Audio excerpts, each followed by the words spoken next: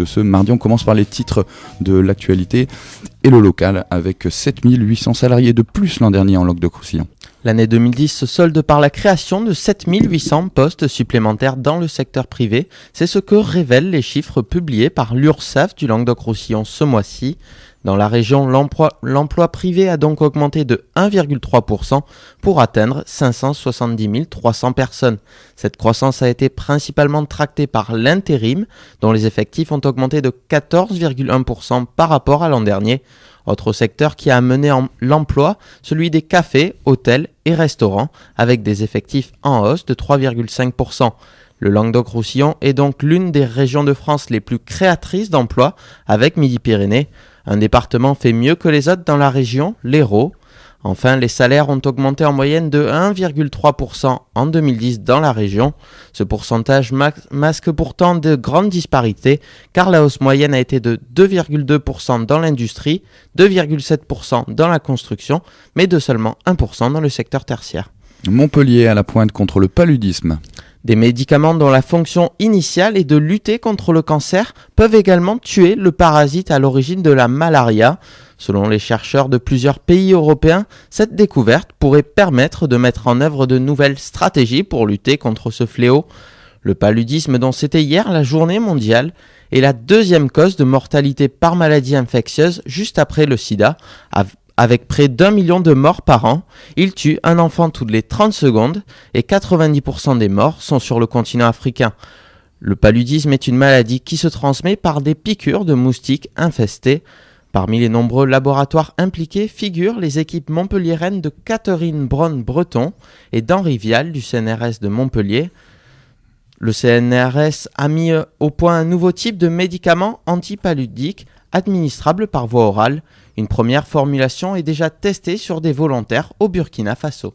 Franz Diegelmann et Diane Missler condamnés à plus de 20 ans de prison.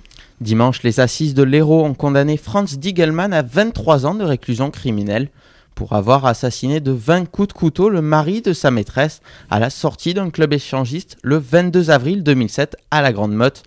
Mais les assises ont été encore plus sévères avec Diane Missler, la veuve, pour une complicité qu'elle contestait. Elle est condamnée à 25 ans de prison. L'avocat général a fustigé cette femme caméléon, reine du mensonge et de la manipulation, estimant qu'elle est l'auteur intellectuel de l'assassinat de son époux, l'ex-banquier Paul Missler. On revient sur l'exploit des Montpelliérains en handball. À Mannheim, en quart de finale de aller de la Ligue des Champions, Nicolas Karabatic et ses partenaires ont battu les Allemands de Rhein-Neckar-Löwen 27-25. Samedi prochain, à l'Arena, ils devront de nouveau réaliser un grand match pour se qualifier en demi-finale. Nous ne sommes qu'à la mi-temps du match, a déclaré Patrice Canaillé, l'entraîneur du MHB. Au national, on revient sur les manifestations des antinucléaires à la frontière franco-allemande. Quelques 700 manifestants français et allemands se sont rassemblés hier sur le pont enjambant le Rhin pour marquer le 25e anniversaire de l'accident de Tchernobyl et réclamer la fin du nucléaire. Côté français, le candidat écologiste à la présidentielle Nicolas Hulot a participé à cette manifestation. Il a expliqué à des journalistes que la sortie du nucléaire était un objectif prioritaire, soulignant que la catastrophe de Fukushima avait achevé de le convaincre.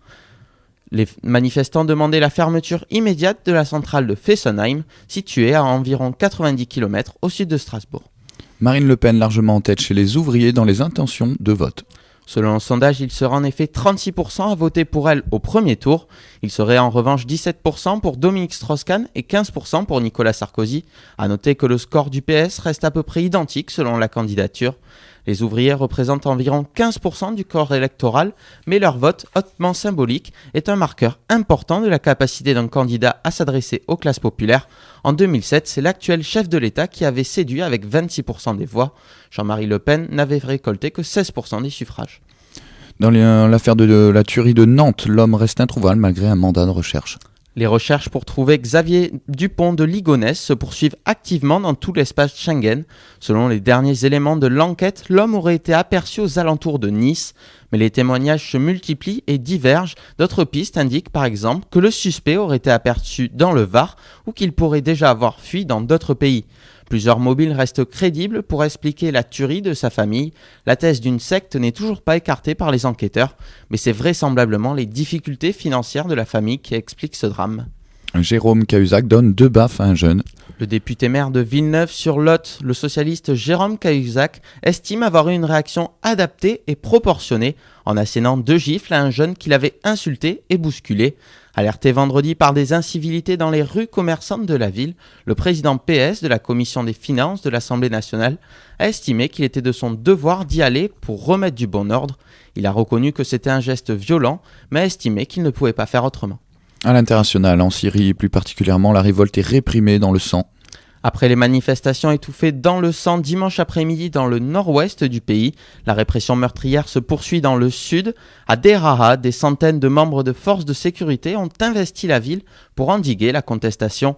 Un militant des droits de l'homme faisait état d'au moins 25 morts. Cette ville, berceau de la contestation, continuait de subir un pilonnage intensif à l'artillerie lourde et aux mitrailleuses. Face à la montée de la répression, la communauté internationale a quelque peu durci le ton. Les États-Unis envisagent des sanctions envers les hauts dirigeants syriens.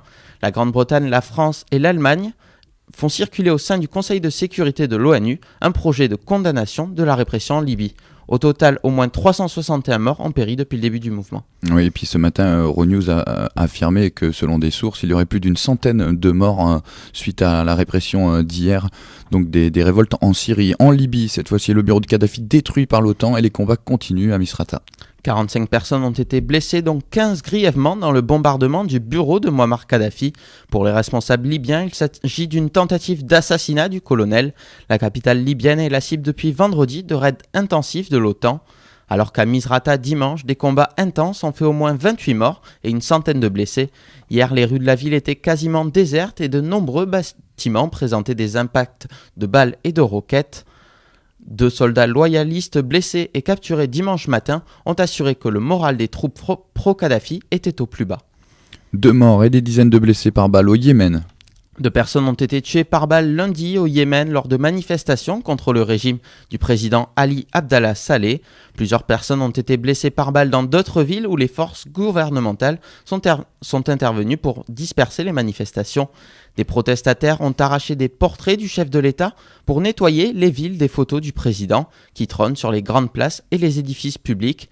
Les protestataires ont répété leur rejet du plan de l'initiative des monarchies du Golfe, prévoyant le départ dans quelques semaines, mais avec des garanties pour son immunité du président, acceptées par le régime et l'opposition parlementaire. Au Maroc, les manifestations continuent. Des milliers de personnes ont de nouveau manifesté pacifiquement aujourd'hui au Maroc pour réclamer davantage de démocratie et de justice sociale, malgré la récente libération par le roi Mohamed VI de prisonniers politiques et sa promesse d'importantes réformes.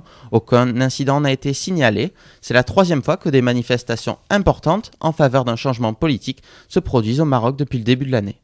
Anniversaire de Tchernobyl. Le réacteur 4 de Tchernobyl a explosé le 26 avril 1986 à 1h23 du matin lors d'un test de sécurité, contaminant une bonne partie de l'Europe. 400 000 liquidateurs avaient été envoyés sans protection pour essayer de limiter les dégâts. La communauté internationale a débloqué il y a une semaine 550 millions d'euros pour financer les travaux liés à la construction d'un nouveau sarcophage à Tchernobyl. Un rapport de l'ONU estime à 4000 le nombre de décès suite aux radiations. Un rapport contesté par des organisations écologistes comme Greenpeace qui pensent que 100 000 personnes ont trouvé la mort.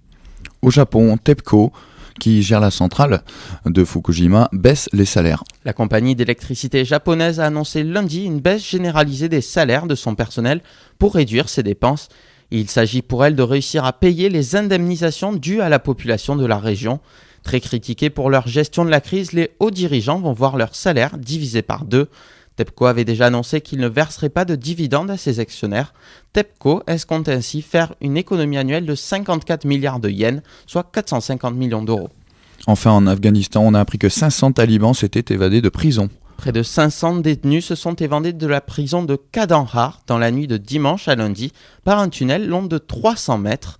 Il s'agit d'un nouveau camouflet pour le gouvernement de Kaboul qui ont multiplié les opérations ces 2 dernières années dans cette région du sud afghan, bastion des talibans et considéré comme crucial pour stabiliser le pays.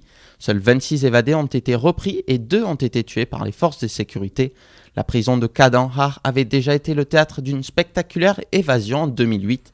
Un commando de talibans l'avait prise d'assaut et près de 1000 prisonniers avaient pris la fuite. On finit sur un point sur la météo montpelliéraine d'aujourd'hui. Il fera beau toute la journée avec une température de 15 degrés ce matin. Il fera 26 cet après-midi. avec du soleil en perspective pour l'après-midi aussi.